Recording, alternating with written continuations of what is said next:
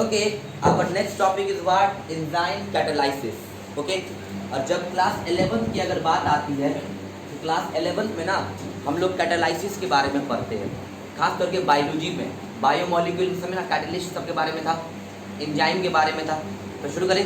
और क्लास 12 में भी जो बायोमोलिक्यूल चैप्टर है ऑर्गेनिक में, वहाँ पर भी आपको एंजाइम के बारे में पढ़ना पड़ेगा। ठीक है, तो अब यहाँ पे टॉपिक का नाम क्या है? Enzyme catalysis. First of all we know the meaning of enzyme. So what is enzyme?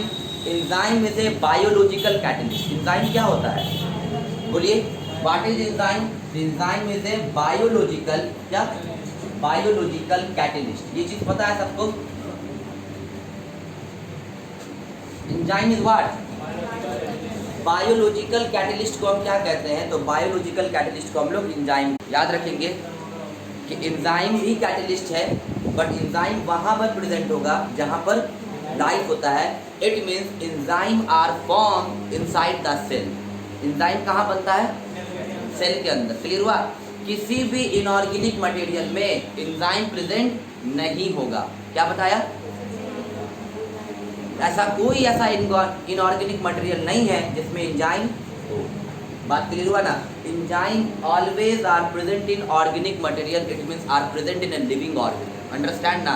तो एक बात बता दे रहे, लिविंग ऑर्गेनिज्म के अंदर जो कैटलिस्ट होता है ना, उसको एक स्पेशल नाम दे देते हैं एंजाइम। जैसे मिसाल के तौर पे बंगाल में भाई को क्या कहते हैं? दादा कहते हैं ना। आया मेरा बात समझ में? उसी तरह लिविंग ऑर्गेनिज्म में ना एंजाइम को क्या कह देते हैं? कैटलिस्ट कह देते हैं। सॉरी, कैटलिस्ट को क्या कह देते हैं? एंजाइम कह देते हैं। समझ में आया? तो what is enzyme?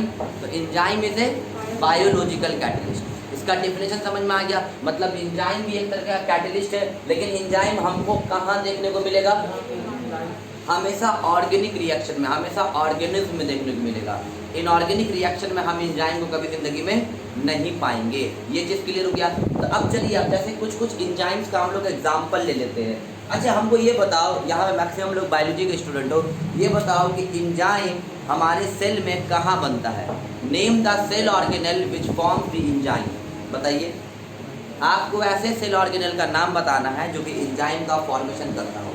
Name the cell organelle which form the enzyme. बताओ। And the name of cell organelle is lysozyme. क्या? लाइसोसोम। ठीक है, देखिए समझा। एक्चुअली एक सेल ऑर्गेनेल होता है जिसका नाम है लाइसोसोम। क्या? एक सेल ऑर्गेनेल होता है जिसका नाम क्या होता है? लाइसोसोम। और आप जानते हैं लाइसोसोम को ना suicidal bag of the cell भी कहते हैं। ये चीज हम पढ़ाए थे 11th में। तो आप लिखे in cell it is formed in lysosome. ठीक है, आप क्या लिखे? In cell it is formed in lysosome. तो as we know that the formula of glucose is what? C6H12O6। ठीक है, और ये भी बात तुम लोग जानते हो कि glucose and fructose both are isomer of each other.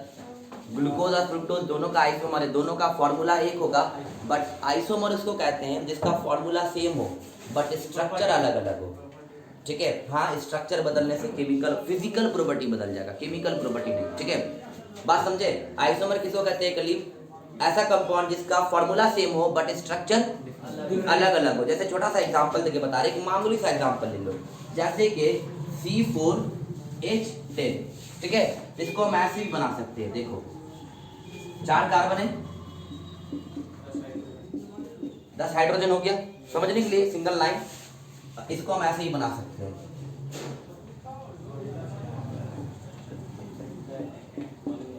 अब गिनो तो हाइड्रोजन कितना? 3 3 6 7 7 3 10। तो हाइड्रोजन कितना? 10। कार्बन देखो तो 1 2 3 4। इसमें हाइड्रोजन 3 2 5 2 7 3 10। कार्बन कितना? 4। तो दोनों का फॉर्मूला क्या है? बराबर सेम है। क्या? C4H10। बट एक का स्ट्रक्चर क्या है? स्ट्रेट है, और एक का स्ट्रक्चर क्या है? ब्रांच्ड है। इसी को कहते हैं क्या?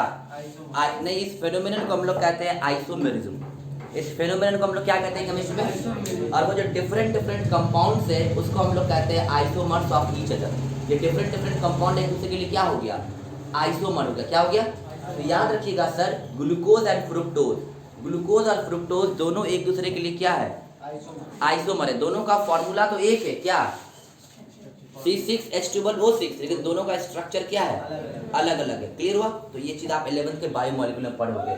तो अब एक बार बताओ, ग्लूकोज का फॉर्मूला सबको पता है, फ्रुक्टोज का सबको पता है, एनसीईआरटी बुक में अभी हम उसी पे काम करेंगे। उसके बाद अब यहाँ पर एक और फॉर्मूला होगा आपको सुक्रोज का। सुक्रोज का फॉर्मूला पता है? नो, गलत। हाँ, गुड। C12H22O11। ठीक है। एक चीज बताते रहे, शुगर में ना फॉर्मूला कभी जिंदगी में नहीं भूलोगे। वो फॉर्मूला क्या है कि हाइड्रोजन हमेशा कार्बन का डबल होता है। क्या बताएं? तुमको बस कार्बन का नंबर याद रखना है। तुमको किसका नंबर याद रखना है? अब जैसे ग्लूकोज में कार्बन का नंबर 6 है ना, बात समझ रहे हो ना? अब हमको क्या करना है यहाँ, अब इसका मतलब ये नहीं कि ये वाला इसका डबल होगा, लेकिन इसमें जो भी ऑक्सीजन आएगा ना, हाइड्रोजन उसका क्या होगा, तो कार्बन का नंबर 6 याद रखना है, और हाइड्रोजन और ऑक्सीजन में से किसी एक का नंबर याद रखना है। हाइड्रोजन और ऑक्सीजन में से किसी एक का नंबर याद रखना है। तो अगर C6 और यहाँ पे क्या लिख रहे हैं, H12 लिख रहे हैं,